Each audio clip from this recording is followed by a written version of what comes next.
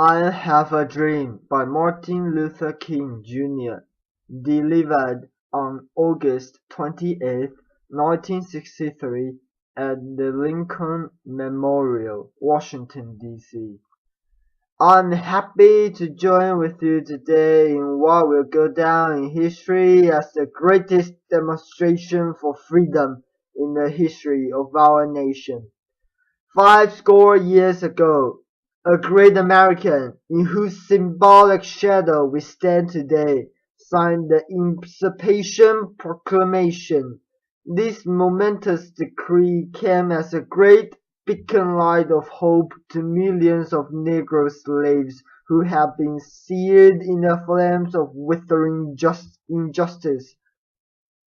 It came as a joyous daybreak to end the long night of their captivity. But 100 years later, the Negro still is not free. 100 years later, the life of the Negro is still sadly crippled by the manacles of segregation and the chains of discrimination. 100 years later, the Negro lives are on a lonely island of poverty in the midst of a vast ocean of material prosperity.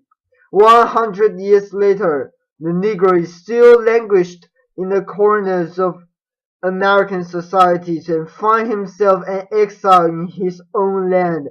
And so we've come here today to dramatize the shameful condition. In a sense, we've come to our nation's capital to cash a check. When the architects of our republic wrote the magnificent words of Constitution and the Declaration of Independence, they were signing a promissory note to which every American was to fall heir. This note was a promise that all men, yes, black men as well as white men, would be guaranteed the unalienable rights of life, liberty, the pursuit of happiness. It is obvious today that America has defaulted on this promissory note insofar as her citizens of color are concerned. Instead of honoring this sacred obligation, America has given the Negro people a bad check, a check which has come back marked insufficient funds. But we refuse to believe that the Bank of Justice is bankrupt. We refuse to believe that there are insufficient funds in the great vaults of opportunity of this nation. And so we've come to cash this check, the check that will give us upon demand the riches of freedom and the security of justice. We have also come to this hallowed spot to remind America of the fierce urgency of now.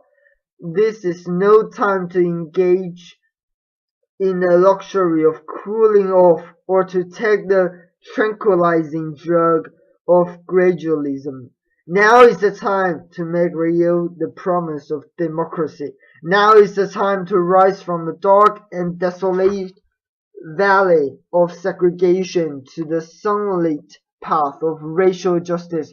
Now is the time to lift our nation from the quicksands of racial injustice to a solid rock of brotherhood. Now is the time to make justice a reality for all of God's children.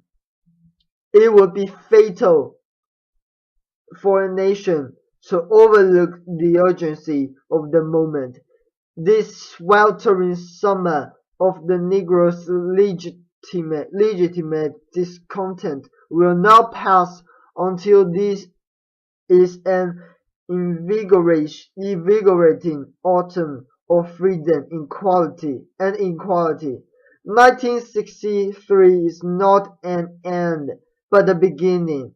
and those who hoped that the Negro needed to blow off steam and will now be content will have a rude awakening if the nation returns to business as usual. And there will be neither rest nor tranquility in America until the Negro is granted his citizenship rights. The whirlwind of revolt will continue to shake the foundations of our nation until the bright day of justice emerges. But there is something that I must say to my people, who stand on a warm threshold which leads into the palace of justice. In the process of gaining our rightful place, we must not be guilty of wrongful deeds. Let us not seek to satisfy our thirst for freedom by drinking from a cup of bitterness and hatred. We must forever conduct our struggle on a high plane of dignity and discipline. We must not allow our creative protests to degenerate into physical violence.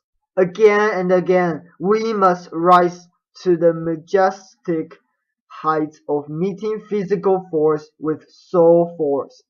The marvelous new militancy which has engulfed the Negro community must not lead us to a distrust of all white people, for many of our white brothers, as evidenced by their presence here today, have come to realize that their destiny is tied up with our destiny, and they have come to realize that their freedom is inextricably bound to our freedom. We cannot walk alone. As we walk, we must make the pledge that we shall always march ahead. We cannot turn back. There are those who are asking the devotees of civil rights, when will you be satisfied? We can never be satisfied as long as the Negro is the victim of the unspeakable horrors of police brutality. We can never be satisfied as long as our bodies, heavy with the fatigue of travel, cannot gain lodging in the motels of the highways and the hotels of the cities. We cannot be satisfied as long as the Negro's basic mobility is from a smaller ghetto to a larger one. We can never be satisfied as long as our children are stripped of their selfhood and robbed of their dignity by signs stating, "For whites only."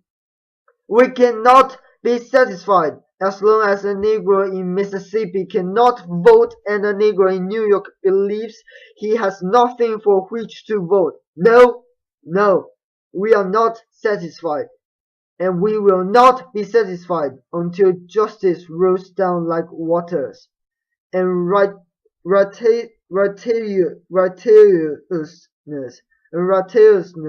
like a mighty stream. I am not unmindful that some of you have come here out of great trials and tribulations. Some of you have come fresh from narrow jail cells. And some of you have come from areas where your quest for freedom left you battered by the storms of persecution and staggered by the winds of police brutality. You have been the veterans of creative suffering. Continue to work with the faith that unearned suffering is redemptive. Go back to Mississippi. Go back to Alabama. Go back to South Carolina. Go back to Georgia. Go back to Louisiana. Go back to the slums and ghettos of our northern cities, knowing that somehow this situation can and will be changed. Let us not wallow in the valley of despair. I say to you today, my friends, and so even though we face the difficulties of today and tomorrow, I still have a dream. It is a dream deeply rooted in the American dream. I have a dream that one day this nation will rise up and live out the true meaning of its creed. We hold these truths to be self-evident, that all men are created equal. I have a dream that one day on the red hills of Georgia, the sons of former slaves and the sons of former slave owners will be able to sit down together at the table of brotherhood. I have a dream that one day even the state of Mississippi, a state sweltering with the heat of injustice, sweltering with the heat of oppression, will be transformed into an oasis of freedom and justice. I have a dream that my four little children will one day live in a nation where they will not be judged by the color of their skin, but by the content of their character. I have a dream today. I have a dream that one day down in Alabama, with its vicious racists, with its governor having its lips dripping with the words of interposition and nullification, one day right there in Alabama, little black boys and black girls will be able to join hands with little white boys and white girls as sisters and brothers. I have a dream today. I have a dream that one day every valley shall be exalted, and every hill and mountain shall be made low. The rough places will be made plain, and the crooked places will be made straight.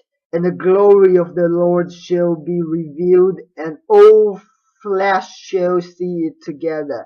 This is our hope, and this is the faith that I go back to the South with. With this faith, we will be able to hew out of the mountain of despair a stone of hope. With this faith, we will be able to transform the juggling discord of our nation into a beautiful symphony of brotherhood. With this faith, we will be able to work together, to pray together, to struggle together, to go to jail together, to stand up for freedom together, knowing that we will be free one day. And this will be the day. This will be the day when all of God's children will be able to sing with new meaning.